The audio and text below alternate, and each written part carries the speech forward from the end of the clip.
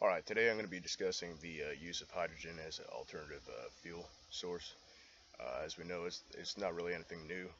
We've been using it for some time in engines, and they even have a few cars that run on it, but it's not widely used at this point because of the method of extracting the hydrogen from, as you may already know or not, they extract it from water, and the process is very expensive and inefficient that they've currently used in the past, or used in the past.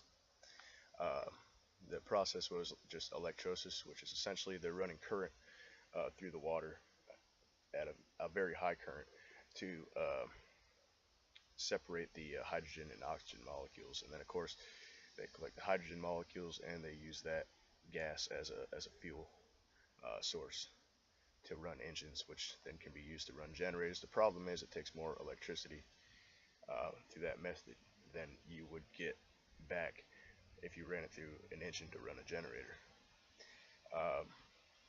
More recently, they've got another process called photoelectrolysis, which is essentially they're using solar power to extract the hydrogen molecules from water. This is a little bit more efficient, but at the same time still requires a high amount of energy. It's just they're using cleaner energy. That's pretty much the what makes that more significant.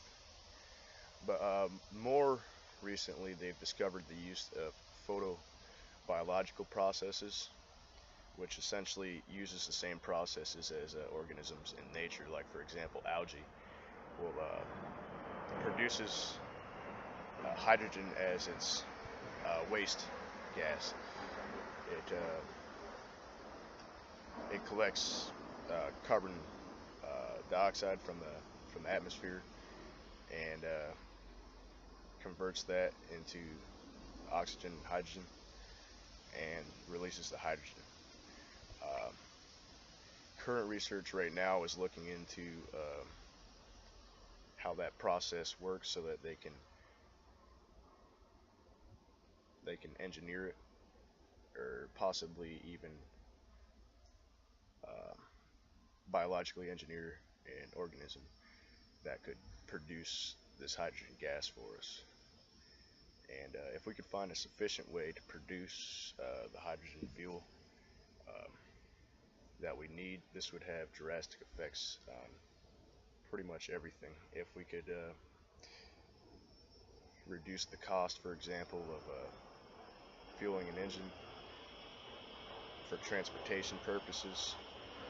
Not only that, if we could find an efficient way to collect this hydrogen, we could use it to run engines that could then run electrical generators, and we'd have literally a boundless supply of fuel due to the fact that, of course, it's made 70%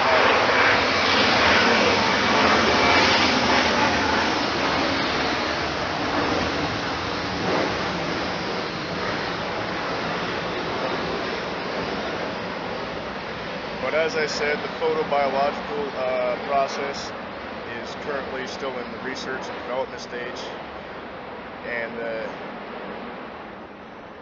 theoretical sunlight conversion efficiencies have been estimated up to 24% at this time.